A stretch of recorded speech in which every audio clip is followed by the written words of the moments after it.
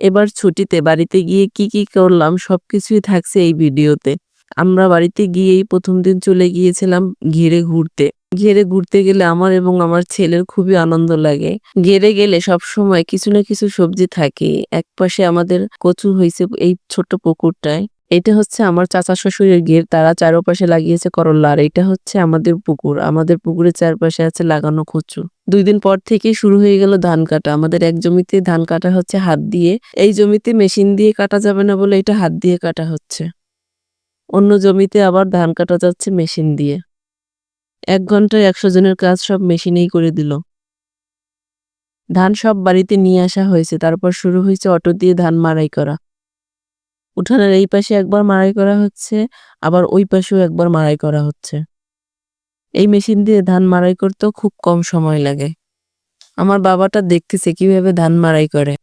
মাড়াই করা ধানগুলো একটু ভিজা ছিল, তাই আমরা সবাই মিলে উঠানে এগুলো নেড়েচেড়ে দিলাম। বারবার ধান এভাবে উল্টিয়ে পাল্টিয়ে নাড়তে হয়, তাহলে তো খুব দ্রুতই ধান শুকানো যায়। তাই আমি একটু বারবার ধান নাড়তেছিলাম। ধান নাড়তে আমার অনেক ভালো লাগে। আমি এইজন্য একটু পরপরই ধান নাড়তে।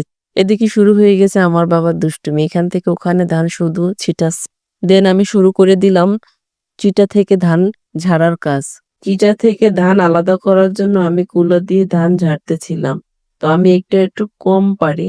এজন্য আমি আস্তে, আস্তে চেষ্টা করতেছি প্রফেশনালি এই কাজটা শেখার জন্য। আমি আমার শাশুড়িকে বলছি যে, "আম্মু আমাকে দেন, আমি একটু এটা শিখি।" এরপর আমার বাবাও চলে আসছে কুলা দিয়ে ধান ঝাড়ার জন্য। সেও আমার সাথে ঝাড়তেছিল ধান। এরপর শুরু হইল আমার বাবার দুষ্টুমি। সে সব ময়লাগুলো আমার গায়ে দিয়ে দিল। আমরা চলে গেলাম পুকুরে মাছ ধরতে। যেয়ে দেখি পুকুর সেচ দেওয়া শেষ। তারপর দেখি মাছ ধরতেছে সবাই মিলে। এদিকে সব বাচ্চারা আসছে মাছ ধরার জন্য।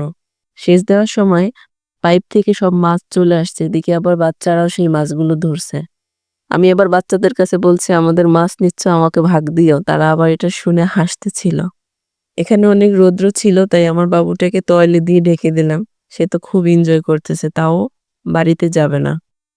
এবার তার বাবা মাছ ঢালতেছে আর তার আম্মাও কাদা থেকে মাছ আনছে, এজন্য ওই মাছগুলো ভালো করে ধুয়ে আবার মাছগুলো অন্য পাতিলে জিয়ে রাখা হচ্ছে। এই শোল মাছটা তো একদম পাইপের ভিতরে। সবথেকে বড় সাইজের শোল মাছটাই পাইপের ভিতরে আটকা পড়ছে।